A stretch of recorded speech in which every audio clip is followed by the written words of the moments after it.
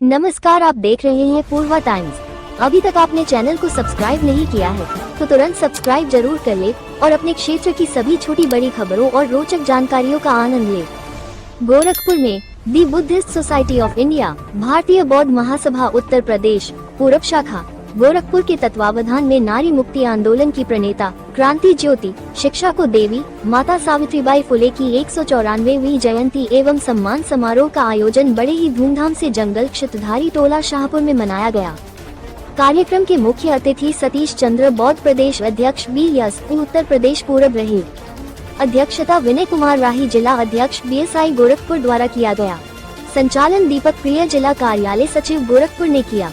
विशिष्ट अतिथियों में डॉक्टर अनिल गौतम केंद्रीय मीडिया प्रभारी, लाल बहादुर मंडल अध्यक्ष, अखिलेश शर्मा मंडल सचिव के साथ अम्बेडकरवादी स्वाभिमान समिति के महामंत्री इंजीनियर आनंद कुमार, अध्यक्ष महेश राजपासी, करण कुमार, अरविंद कुमार तथा महिला विंग के तमाम पदाधिकारी उपस्थित रहे। जयंती समारोह में जिला सचिव विजय कुमार, सदर तहसील संगठक राहुल कुमार, सदर तहसील सचिव सूरज कुमार और नीरज भारतीय उपस्थित रहे।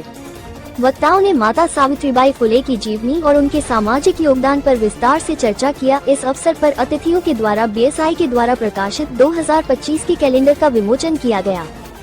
समारोह में जनवरी 2024 से लेकर दिसंबर तक होने वाले कार्यक्रमों में बढ़ चढ़ कर भाग लेने वाले धम्म साथियों दीपक प्रिय कार्यालय सचिव, वैजनाथ जिला सचिव, संतोष कुमार जिला सचिव, दिनेश पासवान कुमार को बाबा साहेब की घड़ी देकर सम्मानित किया गया और साथ में जिन बच्चों ने कार्यक्रम में प्रतिभाग किया उन बच्चों को गिरिजेश कुमार के द्वारा कॉपी पेन और कलर सेट देकर सम्मानित किया गया। इस अवसर पर उपस्थित लोगों में दी बुद्धिस्ट सोसाइटी ऑफ इंडिया भारतीय बौद्ध महासभा द्वारा 2025 का कैलेंडर वितरित किया गया। इस अवसर पर बड़ी संख्या में धम्म प्रेमी महिला, पुरुष और बच्चे उपस्थित रहे।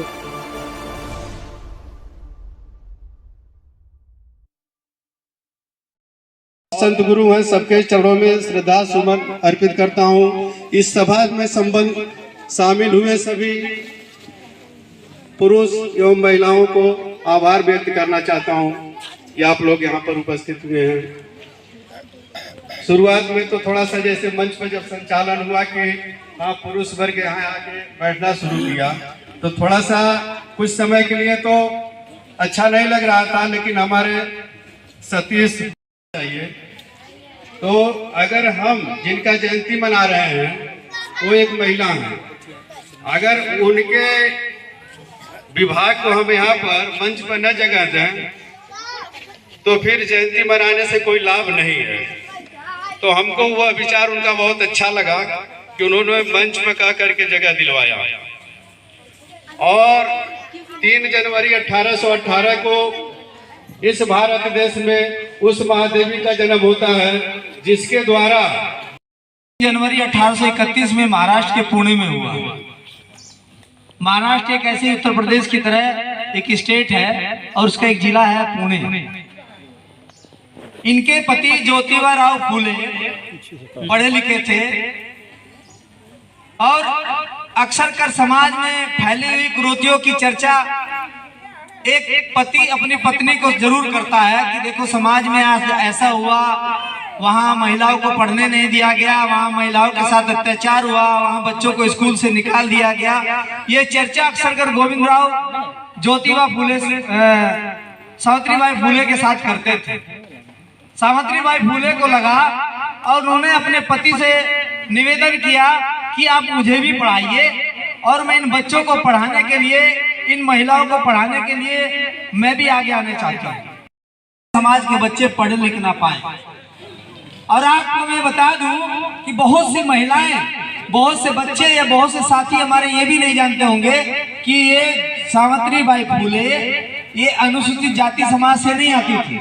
मालूम है आपको? ये हमारे समाज की महिला नहीं थी, ये पिछड़े समाज से, माली समाज जिसको आप माली कहते हैं, उस माली समाज की महिला थी।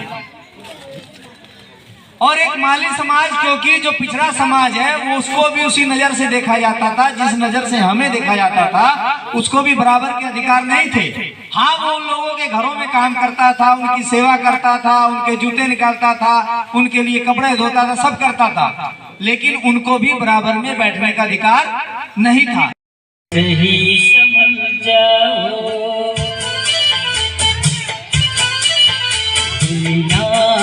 है सारे गम से, तेरा नाम क्यों जुटा है भर मुश्किलों का दरिया,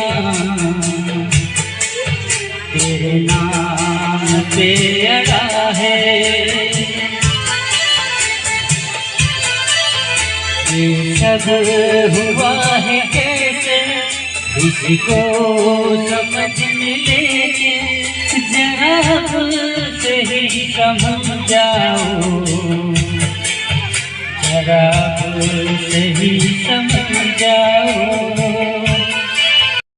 अब होश में तो आओ, एक पल भी ना गवाओ, जरा से ही समझाओ, जरा से ही समझाओ। मेरे जीने और तुझको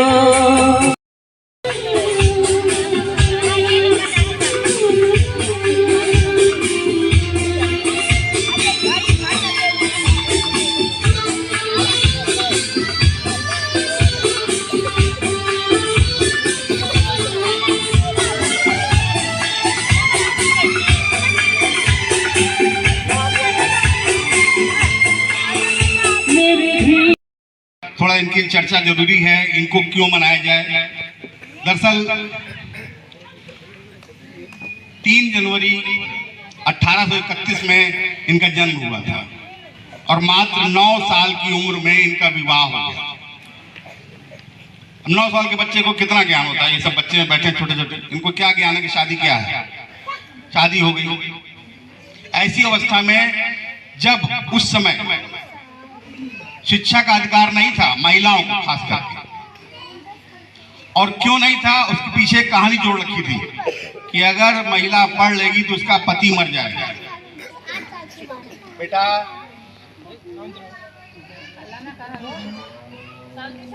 तो जो पिताजी थे, एक घटना उनके पुणे में हो रहा दिखाई दिया। एक बंतो नाम के उनके गांव के दलित समाज का व्यक्ति था, उनके घर एक बिटिया पैदा हुई। जब बिटिया पैदा हुई तो वह एक अभिशाप के रूप में अब समाज में तमाम दुख दिखाना शुरू किए कि हमको जीने खाने का जो भी अधिकार था, हम किस स्तर से बिटिया को पालेंगे। ऐसी स्थिति में हम उसको उनके मानसिकता जो धर्म के आधार पर प्रभावित था, उन्होंने उस बच्ची को ले जाके कुएं में डालने का प्रयास किया। माता सावित्री बाई फुले की अमर है कहानी, अमर है कहानी। माता सावित्री बाई फुले की अमर है कहानी, अमर है कहानी। हम बच्चे को, क्योंकि हमारा बचपन जो है माताओं, बुआ, मौसी बचपनों के यादों को करेंगे। बचपना हमारा जो बीता हुआ है, माता ही तो संस्कार देती हैं, माता ही तो संस्कारित करती हैं। तो बदलाव महिलाओं से ही हो सकता है। इसीलिए कार्यक्रम पूरे देश में चलाए जाते हैं। हमारा बचपन बल्लभगढ़ फरीदाबाद में चमारबाड़े में हुआ था। वहाँ बाड़ा बोला जाता था, हरियाणा में पड़ता है। अहिरबाड़ा, चमारबाड़ा, कुम्हारबाड़ा, जो कुम्हार रहते थे वहाँ हम 1900 हम लोग पैसे से कमजोर हैं, इसलिए बच्चों को अच्छे से पढ़ा नहीं पाते हैं। तो उन माताओं से मेरा कहना है ये कि हम एक साल में इतना ज़्यादा रुपया खर्च कर देते हैं त्योहार मनाने में, व्रत उपवास करने में। वही पैसा अगर हम एक साल में इकट्ठा कर लेते हैं, कितनों कम से कम खर्च करेंगे। एक साल त्योहार का पैसा हम 50,000 से कम नहीं खर्च कर सकते हैं। कितनों कम खर्च करेंगे। एक साल में 50,000 रुपया जाना ही जाना है। हर एक मेला, तीज, त्योहार, व्रत, उपवास, हर जगह हम लोग का पैसा ऐसे चला जाता है, कम से कम 50,000 एक साल का। अब कौन सा इंग्लिश मीडियम है जो हमारे बच्चों को 50,000 में एक साल नहीं पढ़ा देगा।